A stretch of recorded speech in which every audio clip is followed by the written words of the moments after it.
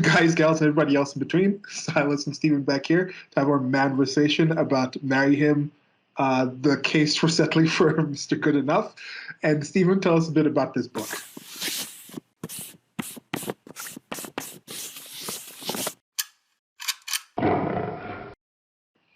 Hello, everyone.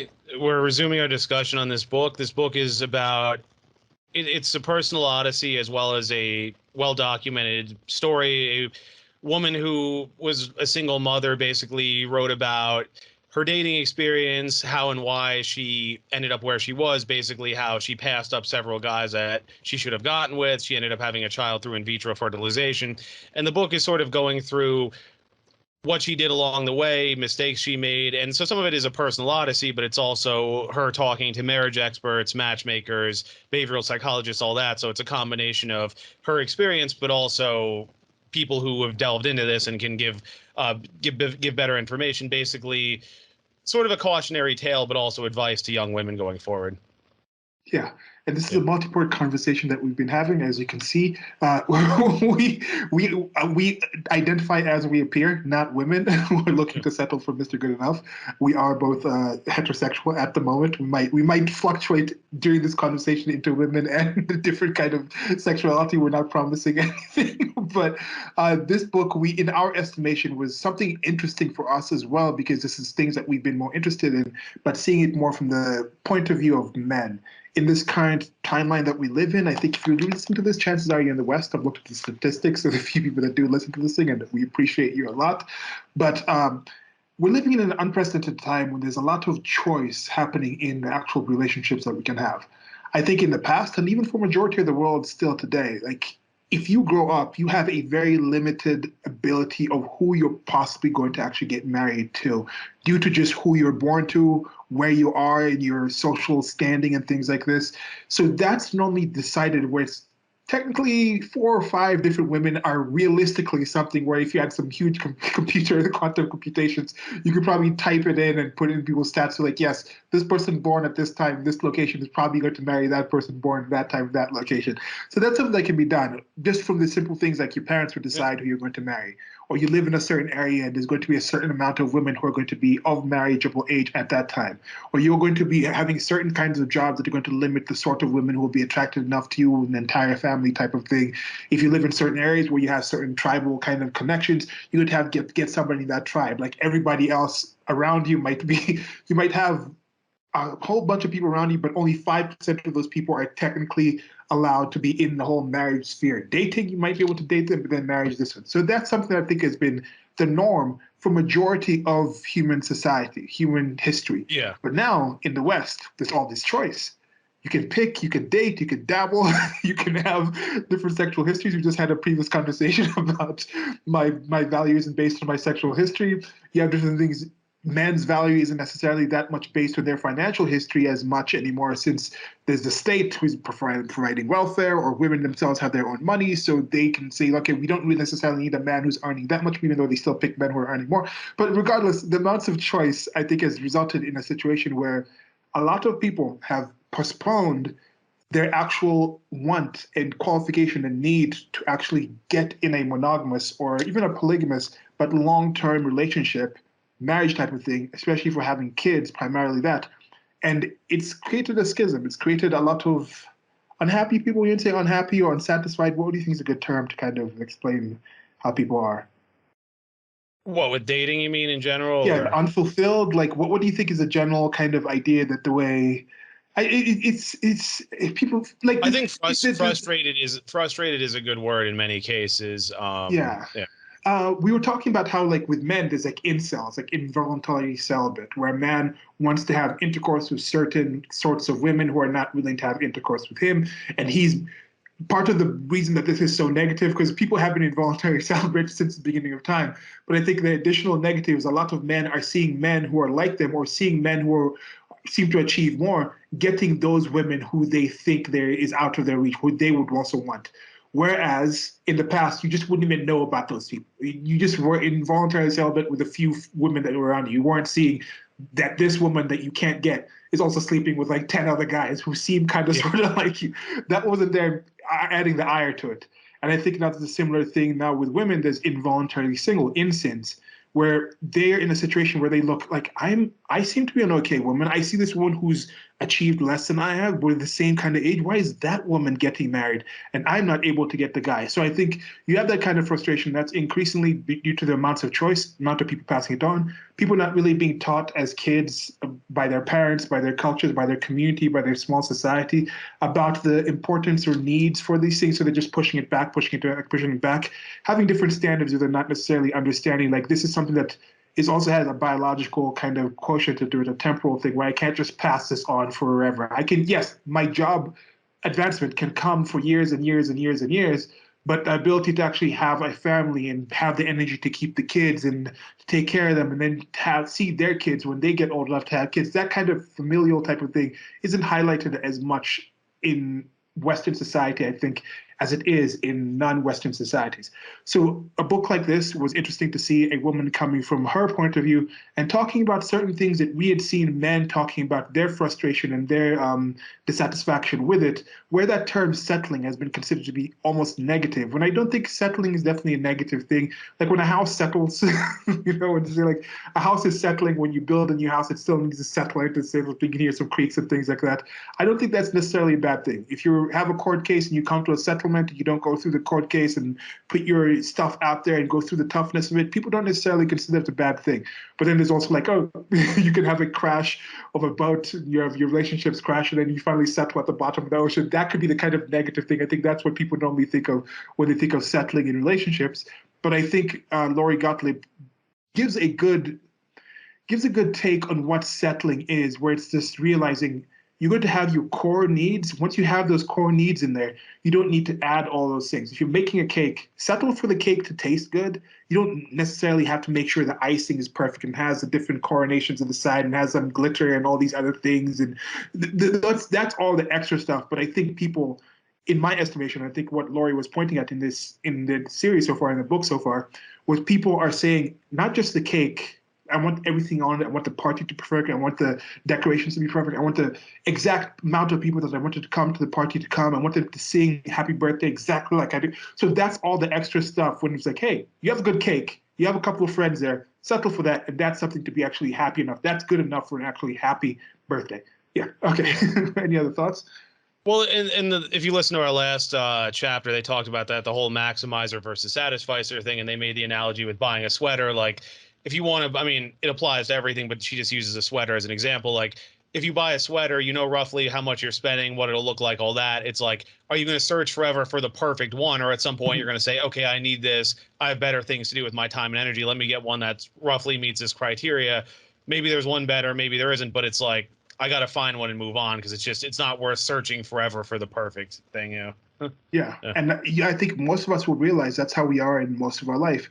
And yes, relationships are the most important thing, but relationships are also different in the sense where that person that you're with, before that relationship, you can grow together. So once you realize you have those core things together, you can grow together and shape each other in ways that might fit that perfection that you're not even capable of thinking that's actually there. Like that person might not be as funny as you think, as supportive as you think, as intuitive as you think, because you haven't yet actually gotten that kind of dedication to each other. Maybe once you've dedicated to each other based off of those solid foundational things, like this person truly cares about me, this person truly puts in effort to actually look out for my best interests, even if they don't know it intuitively, they at least ask questions and things like that.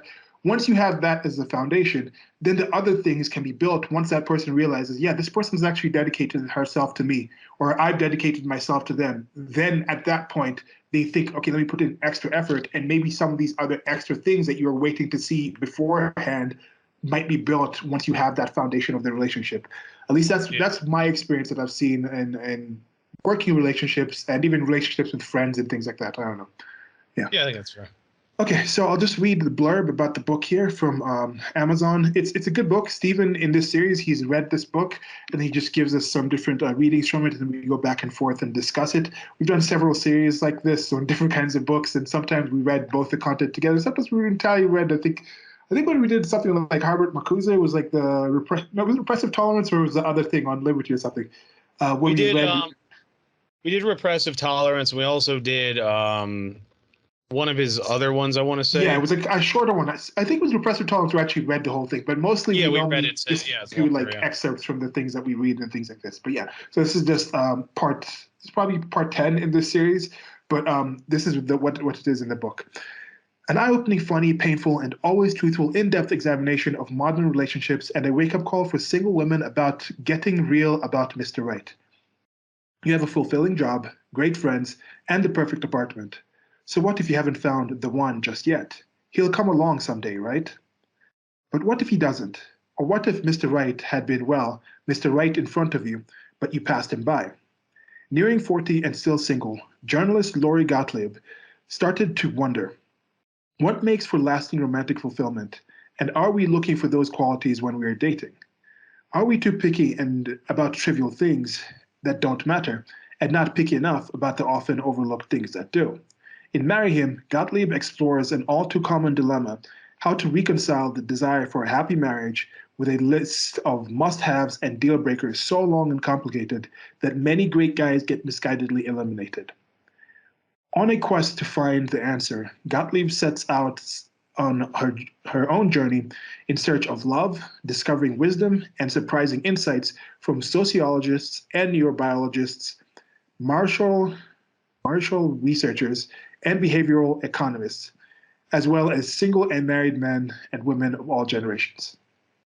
Yeah, those last things, those are things that we are very interested in on just even non-relationship based things. So seeing them apply to relationships, and even when I was going into like the manosphere MGTOW type of stuff, I was more attracted to the MGTOW monk type of people who actually go into like the sociology, neurobiology, and like human behavioral psychology, and like the historical of why certain marriages, certain relationships work, and why certain societies are matriarchal, why certain are patriarchal, the sexual dimorphism. So she gets into some of these things, but there is a more there's more an angle seeing it from like a woman's point of view, which is something that I don't think most men can truly realize. And it's something that Stefan Molyneux says that I like repeating. He says it's impossible for an average man, for even most men, to really realize how it is being a woman, a young woman, and just having that many men, people willing to just give you stuff, give you attention, boost you up, gas you up for nothing you've actually done yourself. And most women, I think,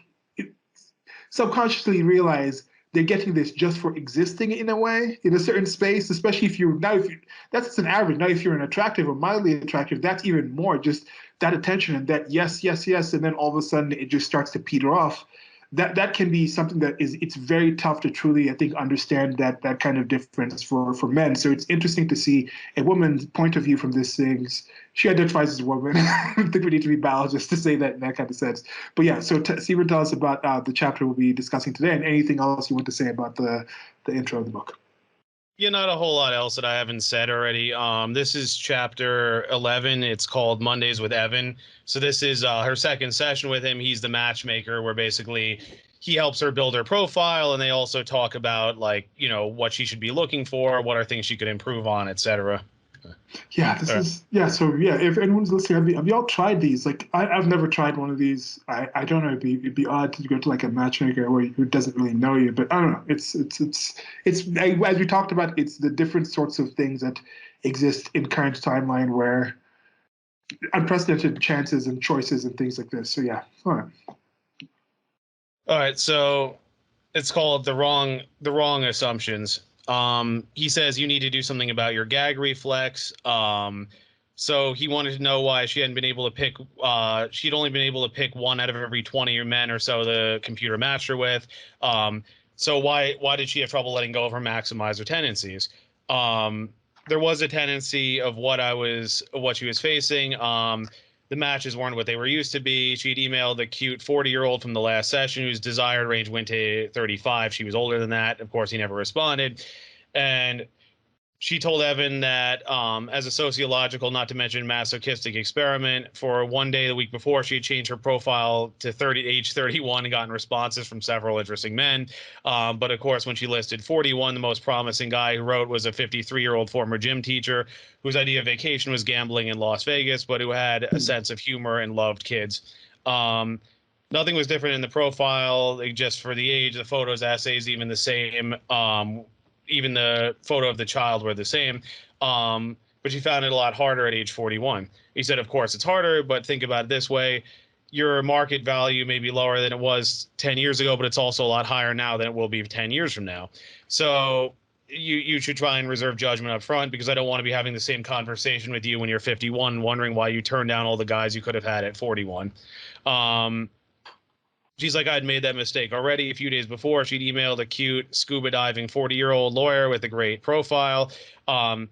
She was excited when he emailed back until she opened the message. He reminded her that 5 years earlier he found her online and sent a note, and they exchanged a bunch of emails and then had a phone conversation, which went well. But then he asked her out, and she mumbled something awkward and said she didn't think they were a match. Yeah. Now, as she read the email, she vaguely remembered this, but she couldn't understand why she hadn't wanted to meet him. It was probably a ridiculous reason, like she didn't feel chemistry or whatever. Yeah. But then she said, let's see here. So there was, but he was he was the most interesting guy she was talking to, but he wasn't interested in talking to her again. Big surprise. So she knew Evan was right. Later on, I'd regret not considering the guys who were available now, but I found it insulting to get emails from guys who were sold that she could be their daughter. He said, why is it insulting? Let's say you're Harvard, you get 25,000 applications each year. Harvard doesn't feel insinuated when somebody with a low GPA or SAT score applies. They just simply say, thank you for your application. Don't get mad at people who applied but aren't qualified. But what's more important between you and Harvard is that Harvard only accepts 9% of their applicants each year. You don't even accept 9% of your applicants. Right now, you're accepting 2%. It was true of the 50 matches she had viewed. She emailed only one, the guy that she had hot listed at the last session. They emailed back and forth a few times, but then he disappeared. So much for romance. Let's take a look at your matches. He said, I'm sure we can interest you in a few more. All right. Thoughts and comments? I mean, this whole thing of feeling insulted by having certain sorts of people, certain people who you don't find desirable. That's one thing I don't really necessarily get. There might be some historical type of thing, whereas in the past, like, interest used to be like a chance that this person is going to come to your cave and club you over the head and carry you away. That used to be like something that maybe was you had to be aware of, so you had to be very vigilant against any interest from men you weren't also willing to reciprocate, males you weren't willing to reciprocate that interest to. And then that's why there was a whole lot of more advanced, like, mate guarding sort of behavior from males about protecting their females. Oh, they're coming after our women. You know, oh, these immigrants coming and taking our women. Or, oh, like, you know, that used to be a typical type of thing in there. So maybe there's some kind of social echo that remains from that, because I don't really understand. Like, we were talking about someone start where it's like the wolf whistling type of thing. There was that one thing some time back, that woman who walked around New York and she did some YouTube videos, like 10 minutes of just like getting wolf whistled around, walking around New York City. But of course, there was a lot of whistlers of colors, whistlers of color involved in this video, and she was just walking around certain neighborhoods. Yeah, nobody really. I mean, some people did remark on that back then, but I think she walked around for 4 hours and then cut it down to 10 minutes of the wolf whistling. But the wolf whistling, I think even with that, I think maybe one person might have followed her a bit, like for a couple of meters, but everybody else is just from this side. So they feel that kind of threat in public, or this person, she feeling offended that certain person, but nobody is forcing you to be with this person. So I don't necessarily understand why there's that level of insult in that. You know, some people are just be shooting their shot. Like, some guy might just be, he might be a lower status male than the person thinks, but they might also, that male might be taking a dare. Maybe somebody's told them, hey, just go and I'll pay you $10 to say hi to this person. Or maybe they're trying to improve something in their life and they're not even thinking like this person's actually going to respond well to me, but maybe they're doing a thing, they're trying to break themselves out of this shell of shyness they have by just approaching 10 people a day online and seeing what happens coming back. So you could be one of the 10. That personalization of taking offense because how dare he, I don't get that. And maybe that's one of those differences in males and females. Maybe if I was in a position to be constantly getting proposed to by females, and then I'd get to the point where I'm like, why is this female saying it's weird?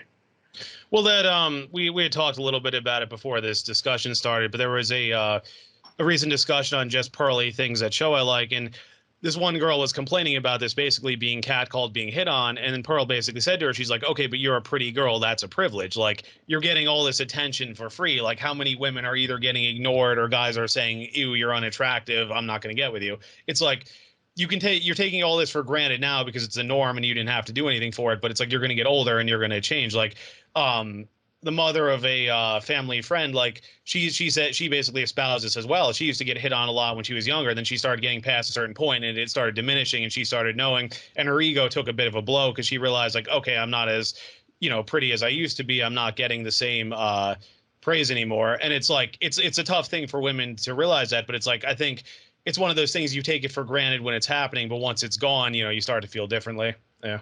Yeah, there might be a difference with a catcalling because you might say, okay, if you're just whistling at somebody, that's more of like a sexual type of thing, like it's based off just your physicality. But if it's somebody you possibly looked at your profile and is getting in touch with you, I think that should even be less a chance of being insulted because they've actually looked more about ostensibly who you are. Yeah, I know a lot of these profiles.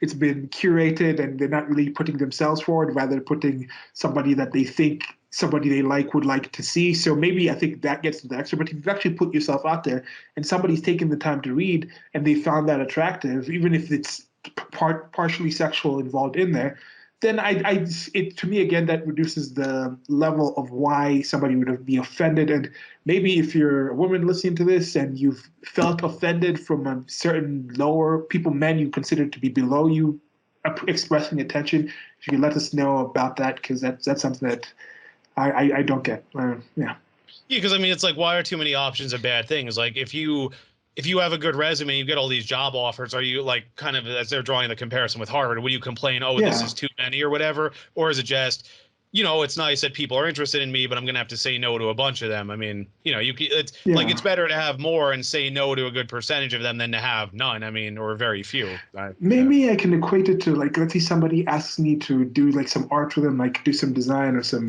like some drawing, and then they say, "Oh, can I do it for like $10?" Maybe I'll be like, "Oh, $10? Like, you think I'm just worth $10?" But I still don't have to do it. Like, it just flicks in my mind for a second and goes away. And maybe I'll explain to the person, like, oh no, it actually takes this kind of level and this kind of effort into it. This is kind of stuff that I've done for this amount of money. Once I've explained that, like, I don't get it. But yeah, Yeah. yeah, that's it. All right, so this next section is the gag reflex. Apparently, she had a pretty loose gag reflex. Um, so she said the first guy he clicked on, she ruled him out because his favorite movie was You've Got Mail. She said, what kind of guy lists a Meg Ryan chick at flick as his favorite film of all time? It's not just one of the movies he likes, but it's his favorite. He goes, I'm going to give you a little electroshock every time you get judgmental. He said, besides, I liked that movie. She goes, you did not. I couldn't believe it. A guy like Evan said that. He goes, I did. Actually, it's one of my favorite romantic comedies. Does that make me undateable? She says, no, but that's because it's an aberration. You don't have sappy bad taste. I know what other movies you like. You're not a you got mail kind of guy more generally. Then how do you know this guy isn't like me? Yeah. And then she's like, well, she couldn't argue. So then she added him to the list. He said one more thing. She said, so you don't like You've Got Mail? She says, I never saw it. He said, I hate you. But it made it made you think, didn't you? She said, I still hate you. He flashed his smile, said, just doing my job, darling. You can't rule out a guy based on different tastes in movies. It doesn't mean what you think it does. Besides, maybe he wrote that because he thought it would impress women, make him come across as a sensitive guy, or maybe he thinks Meg Ryan is hot. Who knows? You need to stop making the wrong assumptions. Okay, thoughts and comments? Yeah. Again, she's judging him based off that, and she hasn't even seen the movie itself. Yeah. That's Yeah. this isn't atypical. This is actually something that a lot of us do. Men, women, we have these small peccadillos that we don't really question in ourselves. And this is something that we've repeated previously. If you have a certain list of things that you expect, standards are good. We're saying have standards, but are those standards fitting? If my standard is like, okay, I'm not going to do a drawing unless I get paid $10,000. Nobody's going to ask me to do a drawing. It might be like 2 or 3 people in the world who might see my stuff and think, okay, from my level without knowing the things, like, and think, yes, I'll pay this person 10,000 just to draw a picture of me. My father is not the president of the United States of America currently. I don't have certain abilities to have closed like New York City gallery things with international kind of bidders and things like that. So I'm not going to be getting that access anytime soon. But I can still say I'm not going to do a drawing for $10. Can I say like $100 if it's a certain kind of drawing in a certain kind of way? Yes. Can I even go up to 1,000 depending what the person's asking, depending on what that person is willing to spend, how much it means to that person? Then yes, you can work that out. But if I have a certain levels of standards in any relationship, I need to expect the person I'm having that interaction with to also have their standards. And we talked about you brought this up, which is an excellent point about were you talking about Misesian economics or something like that? What was the thing you're saying where it's like it's not like it's not you're not trading things of equal value. If I I talked about this. There's a funny post on Twitter that I sort of felt related to because it basically said how white guys that are like mid-level in their own culture and Asian women that are mid-level in their culture are considered more valuable to the other. And it was funny because I was saying I kind of feel like that as well because like, you know, I mean, I made a little over median income. I consider myself average looking. I'm average height, all that. But then there was something, but then it's funny because then like, you know, my girlfriend praises me very highly to her family and like friends, you know, oh, my boyfriend's handsome, he makes money, all this stuff. And then she always says like, she always complains about her features and she's like, oh, in my culture, I'm not beautiful, all this. But then everyone's like, oh, your girlfriend's so cute. Oh, she's really pretty, all that. So there's this funny thing. And in Austrian economics, there's something Rothbard talks about called, he didn't come up with it, but he's citing previous thinkers, the inverse inequality of values. Yeah. And what he's saying is that when you make a trade, it's not you trade things because they're of equal value. It's you trade things because you want what the other person has more than what you're giving up. And you think about it like if you go to a coffee shop and buy coffee, you want the coffee more than the money you're giving up. They want your money more than the coffee because they're trying to unload all this inventory. But then of course, you know, it goes into different things. Like you want the coffee now, okay, time preference. You know, you would rather pay the money than spend the time and energy to make the coffee. And they have all this inventory they're trying to get rid of and make money. So it's like you both have what the other one wants more than what you're giving up. And it's the same sort of thing here where it's like you're not giving up something, but it's like you each feel like you're gaining more than you're offering, which I thought was an interesting dynamic. Yeah. Yeah, so like because people say okay, with free markets it's a win-win situation, but I think it's best to say it's like a win-win exchange with based on the acceptance of a loss-loss kind of agreement where you both agree to lose what you are exchanging in order to win the thing that you are receiving. So in this situation, if you have certain levels of things, what is she willing to base her decision of just deciding and saying, okay, I'm the type of person that would say, if this person likes this movie, I'm not going to date them. What is something she's willing for that guy to also say about her based off of something? Oh, she likes this kind of, okay, she's going to this is her favorite restaurant. I don't really like people who like this kind of, who would say this is a favorite restaurant? Somebody asks him, have you ever been to that restaurant? No, I just don't like that restaurant. Mm-hmm. Would she be attracted to a guy that did that? So if you think that would be something that would be not a positive thing for a guy to do to you, then why would you do a similar thing to a guy? And it's the same thing with guys. If you have a certain thing where you just like something frivolous and you say, okay, I don't like this about this woman. I don't like how she doesn't decide to she says she doesn't really care about cooking in a certain way, so I don't really care about this person. Then are you willing to say, okay, this guy, you can say, okay, this guy decides he doesn't really care about taking his woman out in a certain way, so I don't really care about this person. Is that a frivolous thing, or is it a thing where everything else about this person is solid? So if you actually meet that person, and then that person realizes, oh, I never met somebody who was this compatible with me in the important things about life, who we both shared our idea of what we want to do with kids, or where we want to live, or what we consider to be a positive way to deal with other people in society and things like this, then once you actually have that appreciation for somebody, all of a sudden the person's like, now I get why people were doing all these extra romantic things for somebody, because I had never met somebody who actually brought that out of me. The woman might think, oh, now I get why women would be really happy to just have somebody come from a long day and find a great meal that they were interested in. I can tell, like, this is something that I tried making. Now they can understand that. So that's again what I'm talking about with the things that Lori is talking about in this book. Those things that are actually right down there, the important things, the overlooked things, I think are things that are very key and that are often mistaken, often overlooked as I'm describing overlooked. It's overlooked by being overlooked. So yeah. Well, it's also just like I think he talked about this in a previous chapter too. Like, what are your deal breakers? And it's like, I mean, there's nothing wrong with having deal breakers. Everyone should, but it's like, are they things that would actually cause serious problems in the relationship, or are they just little hangups you have like this? It's like, I think you made the point in another discussion, like, okay, you listen to different types of music. It's not like, okay, get with me and there's going to be one sound system that's going to blast this Yeah. music around the house all the time. It's just, okay, I can put on my headphones, go in the corner, or you can play it when I'm not here. It's like you compromise. Yeah. Yeah. All right. All right. So this is all right. It's not a profile. It's a profile, not a life story.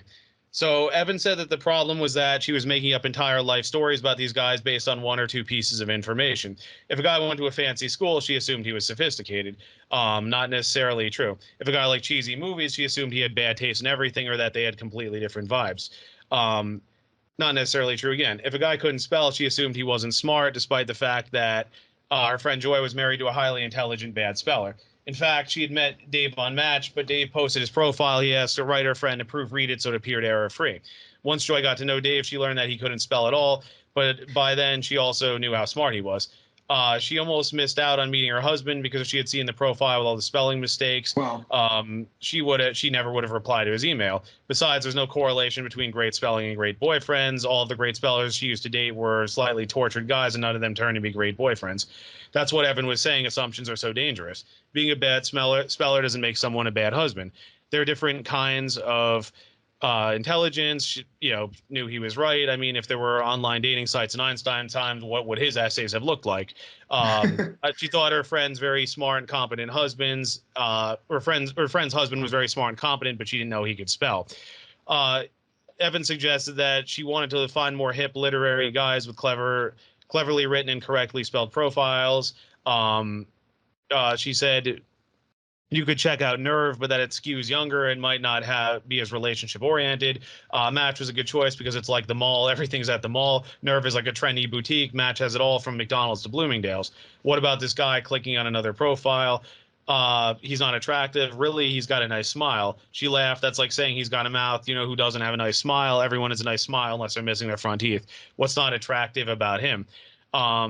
She looked at him again. There was nothing unattractive. He was just kind of average looking. Besides, he left the income question blank. He has no money. I can't support another adult. I already support myself and my son. I need to be with someone who can support himself. It says he's self-employed and he's hiding his income. How do you know he has no money? You're making another assumption that has no basis in reality. I know many men who leave it blank because they don't want women to email them just because they make a lot of money. Then she said, then they probably won't get a lot of emails from women. Think about it. Men don't want women to email them for their money, and women don't want men to email them for their looks. But if women don't post a picture, men won't email us. When we hide our pictures, men assume we're not attractive, but then they hide their incomes. We assume they have no money, but we all make assumptions. Evan let out a loud sigh. Assume what you want, but you might pass up a guy who's financially stable, but didn't feel like telling everyone his income. Look at this guy. He has a graduate degree in business. I'm sure he's not poor. Your MO is shoot first, ask questions later, but you might be shooting at the wrong target. Okay. Thoughts and comments?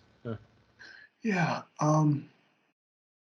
I think we could probably just put in a link here. Should be a link below or somewhere in the low bar where you can just check out the conversation we had about a woman who had posted Stephen posted this image of a woman saying my sexual history is my value isn't based on my sexual history, and then we just had a long conversation over it, and they put this image up. It's probably going to be on the screen of just a homeless man holding a sign saying my value isn't based on my financial history. When a woman says that, she says something like, I need a man who can support themselves. What is the equivalent statement that a man can make about a woman that she thinks is valid to match that statement? That's something that I don't necessarily think most women who say this would be able to think about one off of the top of their head. I know some of them seem to weirdly think that maybe they're doing some sort of like, it's like, how like furries or personas like think they're like a woman, or drag queens are putting on a burlesque kind of show of what they think a woman is, and I think there's some women who are in some way doing some low level sort of drag kingness or some low level sort of furry of what they think a masculine man is, especially when they come out and say like, oh, I have a job, like I can support myself. They don't realize that for men, that's not really a thing. Very few men actually sit and think, oh, I need a woman who can support themselves. That's something they don't really think of because for them it doesn't really come into the calculus. They understand in most situations they'll be the ones who are able to support. But imagine if men start doing that, and it seems some women don't really seem to understand that men really don't care about that, especially if you want men who are making more than you do. Because that's the weird thing. A woman who makes like 6 figures, she'll say, I need a man who makes 7 figures or something, and wonder why the man doesn't care that she can support herself. Well, because he can already support himself and like 20 other people. So you being able to support yourself doesn't really take away anything doesn't take away an ability or reduce his need to do something. Like he's already at that level. So it's the weird thing. And what do you think the average woman would say would be an equivalent thing that they would accept at this level as this Well, thing? well, to just address your point about income, like the point that I've always brought up on that is like you say biologically it's been shown men don't care how much money the women earns, but I also point out that a lot of these women still want the man to pay for everything. So it's like even if you make that money, I don't get access to it. So what's the point? You know, Yeah. you want me to pay the bills and you're just going to go off and spend it on yourself. It's like, how does that really benefit me in a way? I mean, maybe you won't need as much from me, but I don't know. It just doesn't really seem like a good deal. Yeah. I don't know if I've heard of women who say, yes, we are now in an equal relationship where the man needs to do as much at home. And she also says, I also pay half of all our household bills. I pay half of the insurance. I pay half of the school fees. I pay half of the mortgage. Everything else is also half. I hardly ever see, and I'm sure there's some women out there who even pay more, who say like I'm going to take that role on, and the man can take the more traditionally feminine roles, feminine kind of household type of things, and I'll take on the more traditionally masculine type of things, or being the provider. But most of the women I hear say like, okay, we both have a job. They just say we both work. We both work 40-hour weeks. So when we come home, I want the man to do the same amount of chores at home as I do. Yeah. They don't really mention that maybe the difference in the job is one job is 100K, is 125, is 150,000 a year salary. The other job is 50,000 salary. They don't really get into that part of it. Now, if like we literally work the same job, we literally get paid the same amount of money, and when I come home, he just kind of sits there and I do all the stuff. Of course, I'd understand someone being kind of like peeved about that, but in majority of the situations, that's not the case. So, women out there or men who are listening to this, have you heard a woman who seems to have okay with it? And I think it's normally something like, I want a woman who can take care of kids. And then, because some I mean, because that's even tougher. Because like some men can already take care of themselves. So if a man is already able to take care of their house, do their laundry, clean, so these are basic things I think any adult should do, should be able to do. So I guess if they're maybe not as good as doing that, then they can say like, I would like to have a woman who's better at these, who at least takes more interest in homemaking. So because they're not as interested in that, so they can see the value for that. I don't know what an equivalent Well, statement like would but be. it's also a lot of the labor saving devices started coming out when women started working, and that's kind of a chicken or the egg thing. Like, did it come because more women were working, um, or is it those because those things were developed, it enabled women to work, like women, because it's like, okay, it doesn't take hours to make dinner anymore. That's why TV dinners and things came about.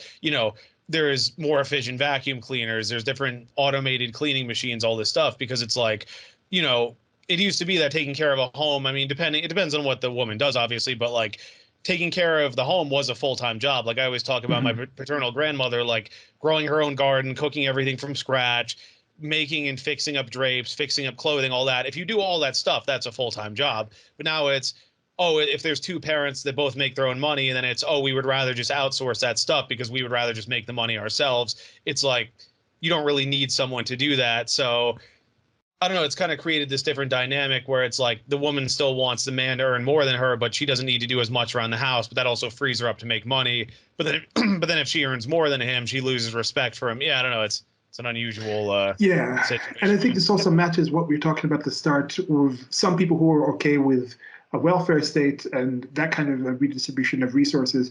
And those women don't normally really care that much about the man being able to care for themselves. Certain women will be like, yeah, I'm okay. I'm okay if he doesn't earn anything because I'm already getting money from this way. I'm not really looking for that kind of relationship.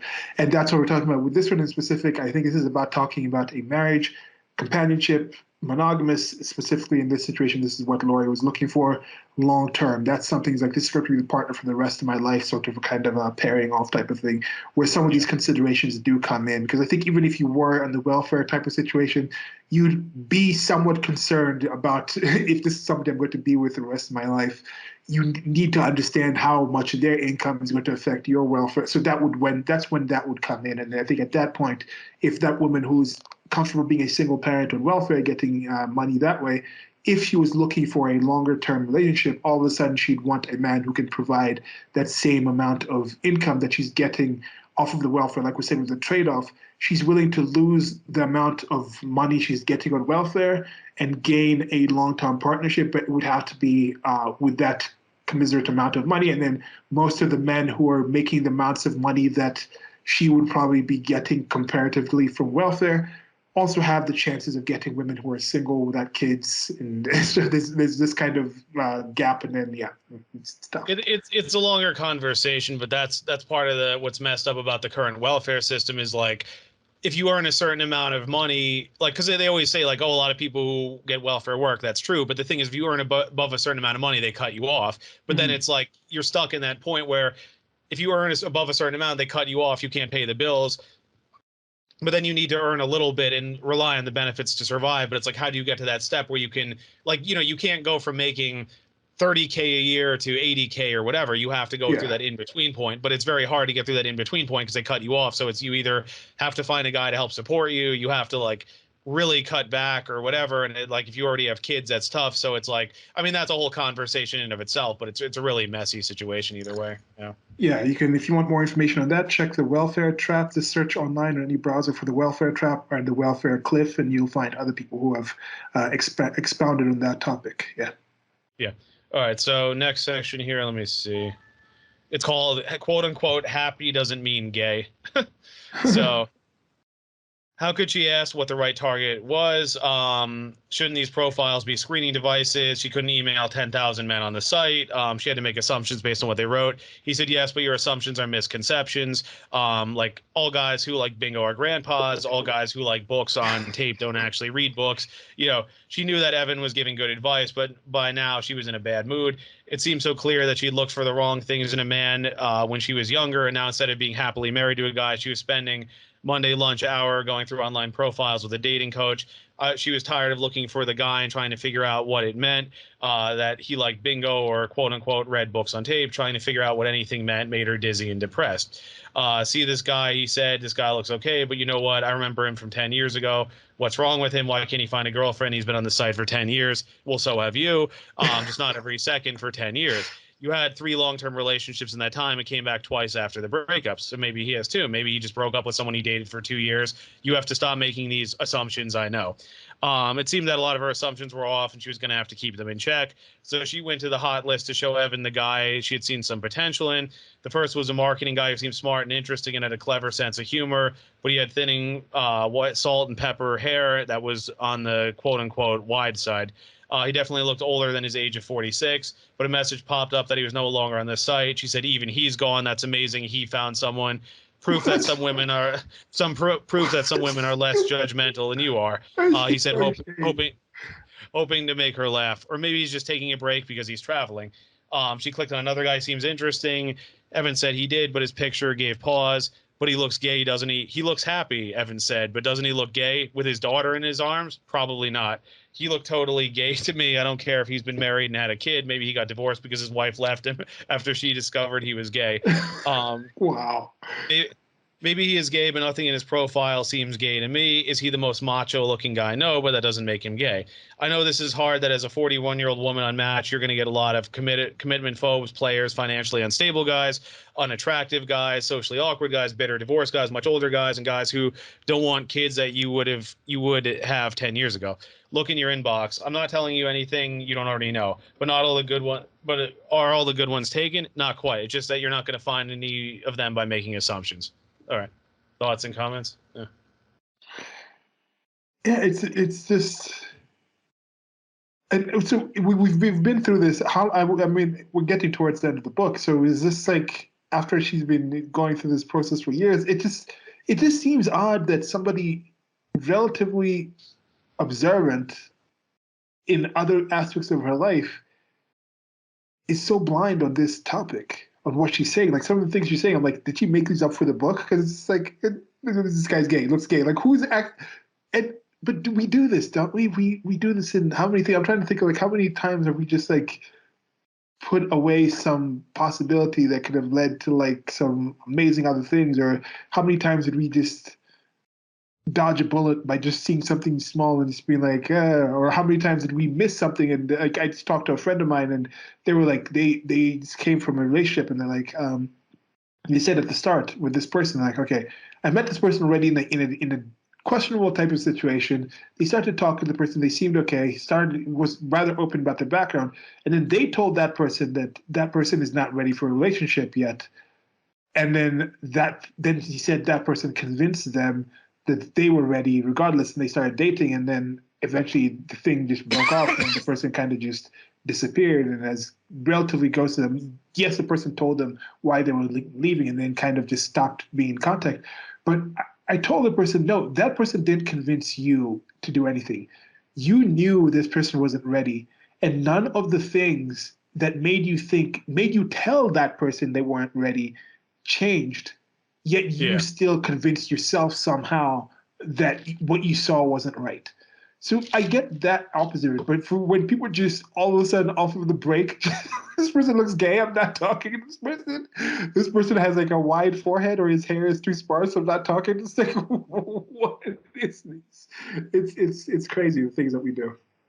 Yeah, and I think the challenge for women too, it's that whole thing about for a man, like we come into our SMV as we make money and all that, but whereas with women it goes down. And I think the challenge for a lot of these women like her is that they had better options when they're younger. Then as they're getting older, especially with kids, it's fewer and fewer, and it's very hard in their mind to scale it back, because for a man it's easier for, okay, the guy can make money, he can work his way up, and then it's like, okay, he's going to have more women available. But for a woman in her physical prime at her youngest, in her youngest, her most attractive, all that, she's going to have all these guys, but then that's going to dwindle. And like, it's easier to have more options, because then it's like, you feel on top of things, but it's hard to go the other way where it's like your options recede. And then it's like, I don't know. I think it's harder to accept that reality for people. And I mean, I'm sure if men went through that, they would feel the same way. Like if a man were rich and successful, then he lost it all, then women abandoned him, I think he would probably feel the same way. But like, it's sort of like when you make more money, it's easy to spend it all the time. But then when you have to tighten your belt, it's harder to cut back. I think it's kind of a similar thing. Okay. Yeah. So it's like, because I've been through that. Hotness. Because I've been through that too, where like I was making good money, but I was spending too much. And then, once I'm not doing as well, I have to cut back and tighten my belt. And it's hard because you're used to going out to eat so much. You're used to buying this, buying that. But then you have to realize like, okay, you have, by necessity, you have to cut back, but it's really hard to do that. It's easier to go the other way. It's easy to go out and spend more. Yeah. Yeah. Yeah, and in this particular case, there is no, regardless of the Little Kim, Madonna type of cosmetic kind of things you might do to yourself, there is no refilling that account. That account is one that the withdrawals constantly withdraw as you age. There's no going back. At least currently, maybe we'll get to a point in maybe 150 years where you actually have really rejuvenation things, not the adrenochrome type of spirit cooking type of stuff that some people talk about the literati doing. No, it's this. I think there might actually be eventually some therapies that actually reduce aging's effects, or actually reverse aging. That's coming. It's actually the scientific kind of research into it looks kind of promising. We already know there's animals that seem to do that thing. And technically, realistically, there's no reason you shouldn't be able to have cells that keep renewing. This is something about the code that I think degenerates over time that eventually just not as good as that's why your hair goes gray and stuff. It's not that it stops growing. It's just the roots don't really have the same coding to put the color into it. So yeah, those are things that could be technically reversed. Like we know enough about it to theoretically know how we can reverse that, but we just don't have the tech to actually do that yet. So for now, this is something that constantly goes down. But even with men, I think there's a level where like you understand, it gets to a point where it's like, yes, that 20-year-old is very attractive, but even if you're like super wealthy, you might get that person to be, but for a 20-year-old to even be that interested in you, for you to have a relationship, is different than her being like, yes, you can spend some money on me in the bar and get that kind of high, or like you go on like an OnlyFans and get some boost off of that. Just because you're some 50-year-old with a bankroll throwing money at like Belle Delphine on OnlyFans doesn't mean Belle Delphine would actually date you in real life. So Yeah. there's still some kind of level where I think that kind of attractiveness also loses. But as you mentioned, it's definitely nowhere as close to what it is like for a woman. And I don't know if any man or woman has seen a location where a woman explains it in a way that you find really encompasses what it is. Let me know, because I'd be interested in actually seeing that. Well, because it's also the other thing I was going to add too is like they're talking about how that's going to be a coming issue with OnlyFans girls, is that they're making so much money, especially in a short time. And then it's like, but the problem is it's the habit that I just described where you make all this money, you blow through it. But then the issue is that these women get older, they can't do that anymore, but they blowing through all their money. And then what do they have? And it's like, that's a really worrisome scenario, because it's like, if that's where all your money has come from, you took it all for granted and you blew through it. What do? You don't really have other skills that you can sell, or, you know. I wonder if there's like banks or like stock people or some kind of financial people that have actually looked into getting into that niche of like, let's actually advertise our services to be investments for OnlyFans type of women. Because there's a lot. Yes, there's millions of people on OnlyFans, but I think the only ones who are actually making like six figures a year, it's probably less than 1% of the people. But still, that's a significant number of people. That's like hundreds of thousands of people that I think, hey, is it hundreds of thousands? No. Uh, it's probably like 10,000 tops that actually making six figures or above. It's the kind of thing where this is the same. It's Pareto principle to like the Pareto principle of the 1%, where it's like the 1% of the 1% of the 1% are the ones who are making like so much, and then everybody else is really not making that much, and then you have maybe 20% that makes nothing at all. But yeah, all right.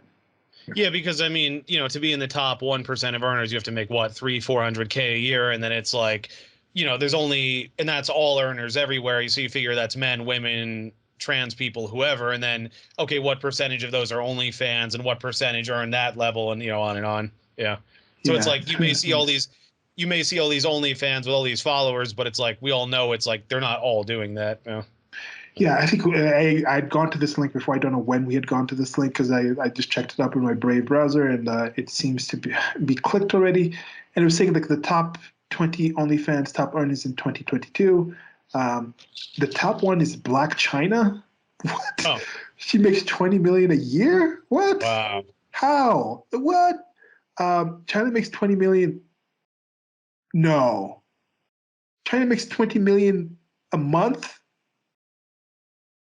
20 million a month? From Whoa. 16.2 million followers who pay $19.99 for monthly subscription fee? What? Mhm. Uh, Bella Thorne makes 11 million. Monthly subscription is free, so she made $1 million with you. Because I remember when she signed on, she made $1 million in 24 hours, and I thought she left after that, but she stayed on, I guess.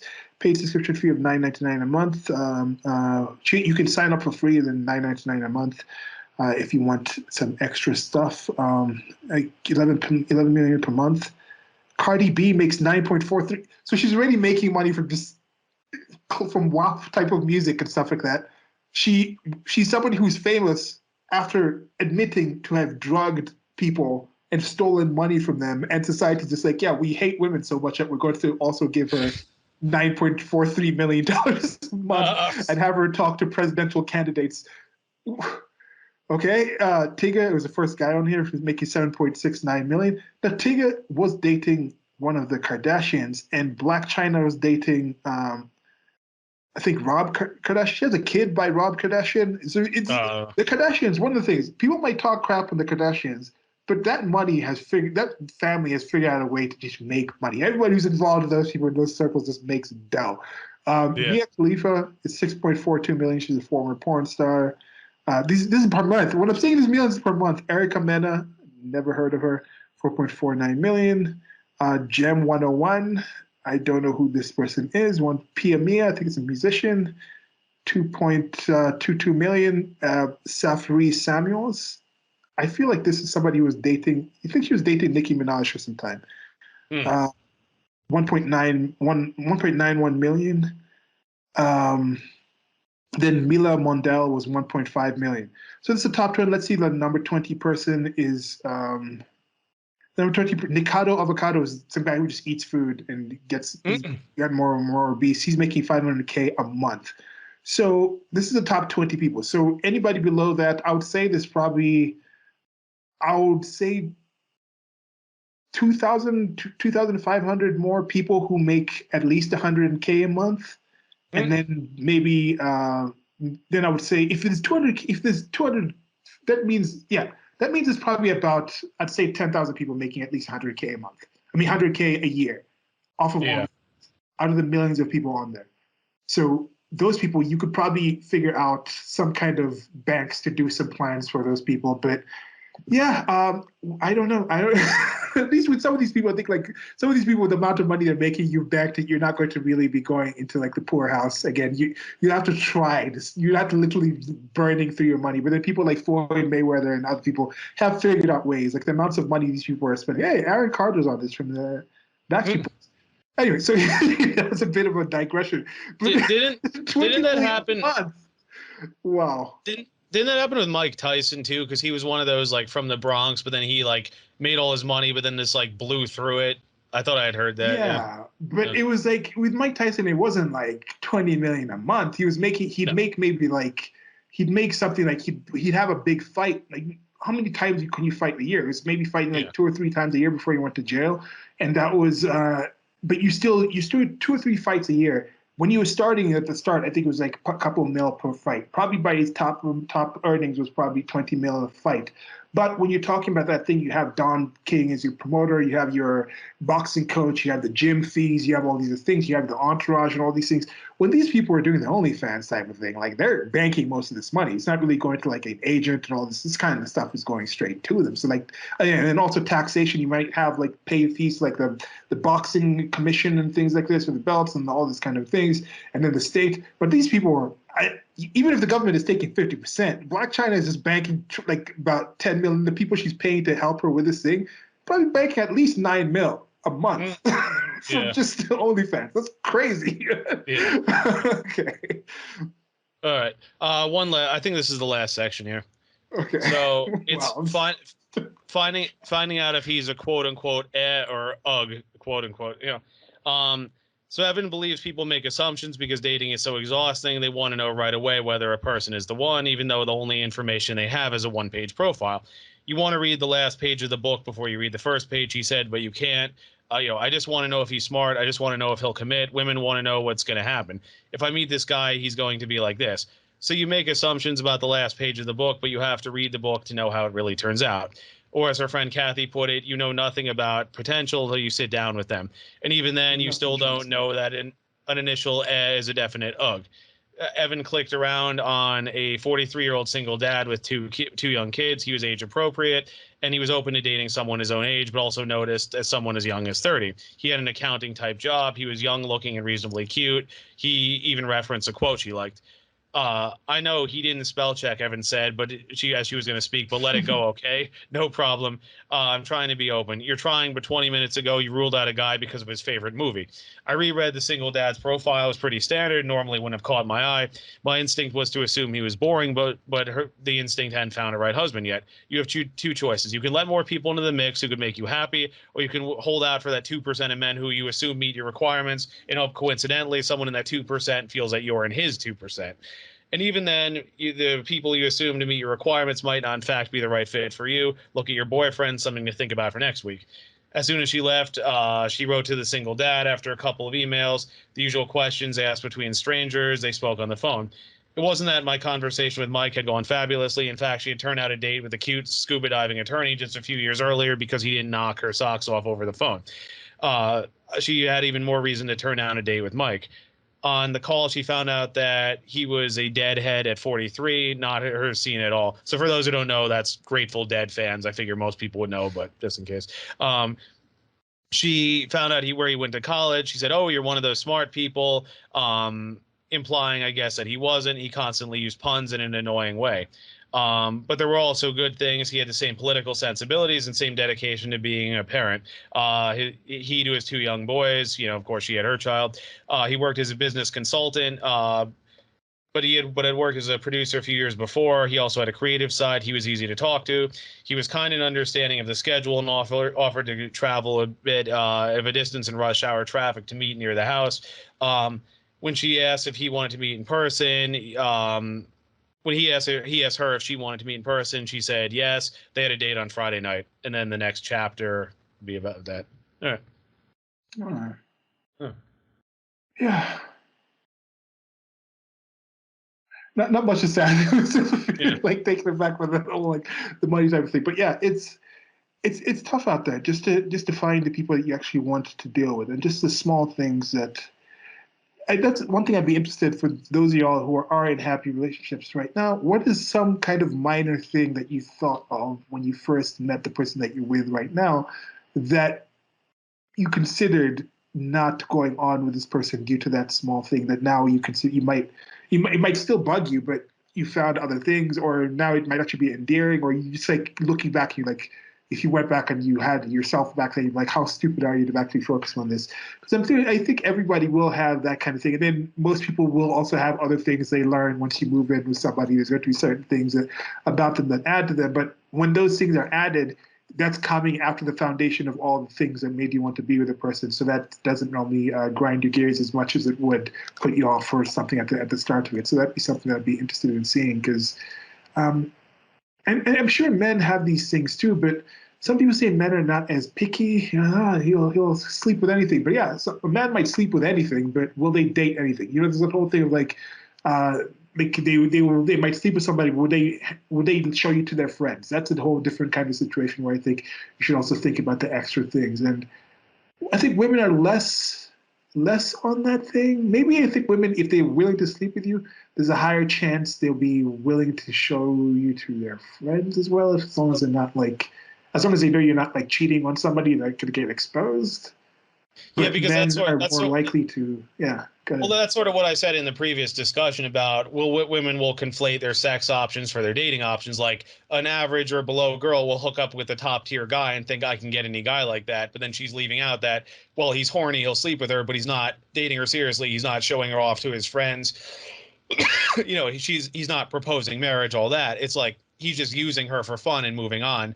And then whereas with some of these women is I think they'll sleep with these guys thinking, oh, sex is the gateway to a relationship, but they're not realizing that men don't operate in that same way. Because I had this conversation with Christine too about like, oh, a man can have sex and not love a woman. I'm like, yeah, but it's different for men versus women. Like a woman has to have a certain level of intimacy, has to look up to him, all that to sleep with a guy. A man can just think, oh, I'm horny, a woman's attractive, I'll get with her. It's a different dynamic.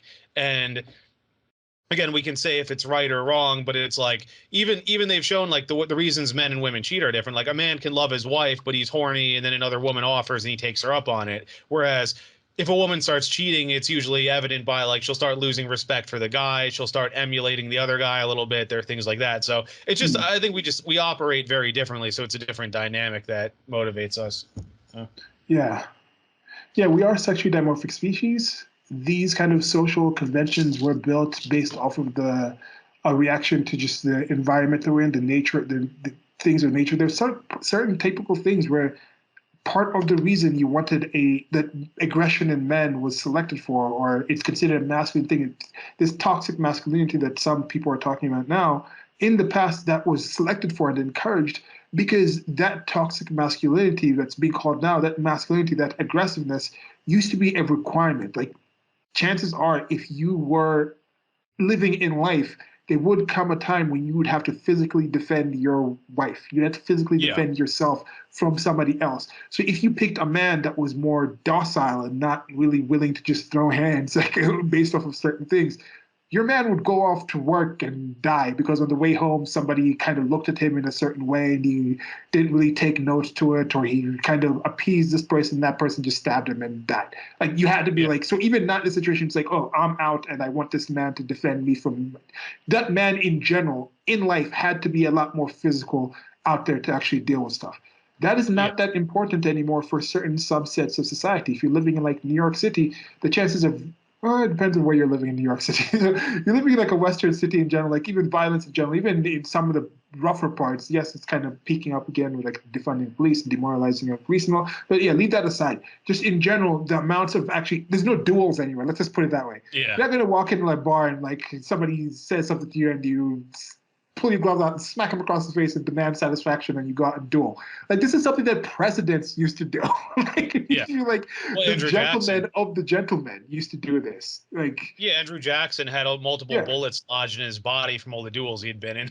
Yeah, like this would be like a typical thing that people. So that was something that was selected for. Now, I think also on the opposite, there might be something here where we've discussed this personally, especially in the conversation we had about the sexual history and the financial history. There's a false dichotomy that somebody says, "Oh, sexual history counts." It's either somebody who's promiscuous and has had over 25 partners, or it's a virgin. It's like no, no, no, no. Most men are okay with not having virgins, especially if you're in your 20s. You realize most people by that time Yeah. have had intercourse. I know probably 50% of men don't even want to know the details of the previous partners this person has had. But just knowing, if they a man would just kind of want to know, have you had sex with like 30 people? They won't be like, tell me all the details, tell their names so I can check myself all across them. But just to kind of get to know like the number. You know, even if you tell them it's like two, they won't be like, tell me the details of everything. Most men won't do that. But it's something that they account for. But that whole the like completely the extreme chastity and having complete control over your emotions and your desires to express yourself sexually, that used to be something in the past that was a lot more selected for due to the issues that came with that in the past, where you could get pregnant and then you could all of a sudden you go off or you're raising somebody else's kids and you're stuck in a relationship with this person. You don't have. So I think right now people have a more of an understanding that a woman can be held to different standards of femininity than they were in the past, meekness and certain behaviors. That also men are led to a different level of masculinity, of the aggressiveness and the kind of aggro type of stuff. So I don't know. That's a feeling out process, and I think a lot of the structures that we had to select what would be desirable in a man, in a woman, were based off of an older paradigm.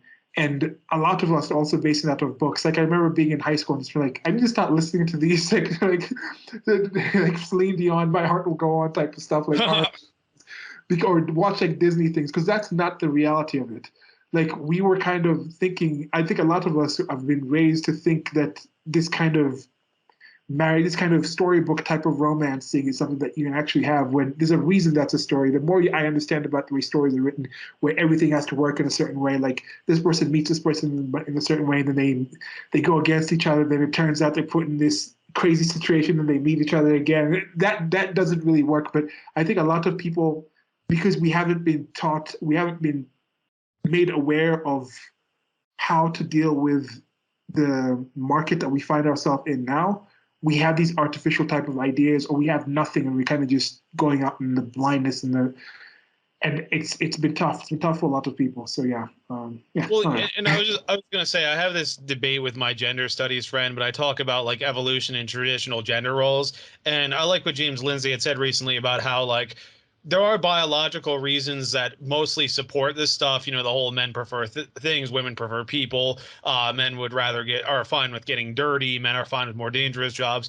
But that being said, I don't think they should be strictly enforced. Like, I don't think women should be prevented from doing blue collar labor. I don't think men should be prevented from being social workers. It's just their biological reasons men and women gravitate towards those things, and I think if we don't accept that, it's like it's creating a lot of this confusion. Yeah. Yeah. Yeah. So yeah, I think that's it. That's it for this part. If you had anything else on it, and this has been a great conversation as usual. We having these conversations. We have different conversation series that we've talked about, mentioned a bit earlier before, so you can find the links to that wherever you're reading this. It's going to be a whole bunch of other stuff. There's at least 10 other parts of this particular series that you can check out as well. And we have how many more parts or so we have coming up left? We have a lot of chapters left. I'm trying to think here. I'm going to skip a bunch of them, like I say, because some of these is some stuff of them, that we've talked about before. Yeah. Yeah, I mean, even some of the stuff here, I didn't bother to repeat because it's like I've already said this, you know. Yeah.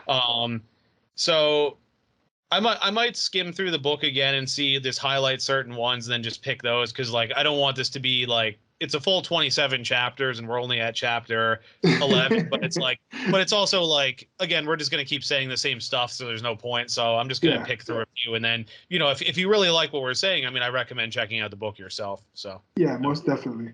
Yeah, the other ones that normally go like an hour and a half or something. That we tried to keep these conversations to that range. We have some conversations that have gone over 3 hours on different kind of topics.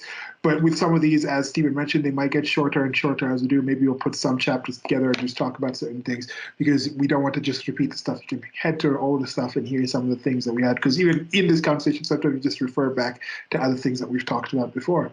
But yeah, otherwise, I don't know. That's where we're at here. Definitely also check out the recent conversation we had on sexual marketplace value and financial history and the way people define things, the way people approach it. Because I think that was a really good conversation. There'll also be clips from that. We haven't really done too many clips of this particular series. I'm going through right now, and I'm making notes. It was funny. I took notes in Notepad, and I accidentally closed it. And there's a way to recover Notepad documents, but I couldn't do it on my computer, so I had to start over. So I saved this one in Word. I saved this one in Word, which auto saves. So I'll have a nice list for you. Yeah. Okay. Otherwise, just trying to put some things together. I've been looking into different kinds of things for podcasts to do like an audio version of these things. I think once I get that finally up, these will definitely go up on that. I'm not sure if I want to do like conversations separate from the Dying Alive channel that you have here, where sometimes I post some of my things alone. But we have a whole bunch of conversations, at least all the conversations I've had with Stephen and a few other people for a few conversations. Once I get the podcast up open, I shall leave a link wherever you're listening to this, where you can also get those, where I'll be posting like from the back catalog, and then we have a lot of things to set. I'm not going to get tired of talking to Stephen. We're not going to run out of things to talk about. We might figure out something to be more strict on schedule. I think, especially if it's a podcast out, I think I would prefer to do something on schedule. Maybe it's like seasons, so we can schedule for something for a certain amount of time. But yeah, that's stuff that's coming up as we've been doing this for long enough, where I think putting in extra effort to make this somewhat more organized, also start gaining some financial profits from this. If you enjoy the stuff we're making, like, share, subscribe. There's links below to like merchandise where you can find some stuff there, and we'll find other ways, probably maybe a locals. We'll talk to Steven and other people, just look at what people have with that and see what's best for that. But yeah, anything else you want to say to the peoples? No, I think that's it. Okay, so guys, gals, and everybody else in between, goodbye. Bye.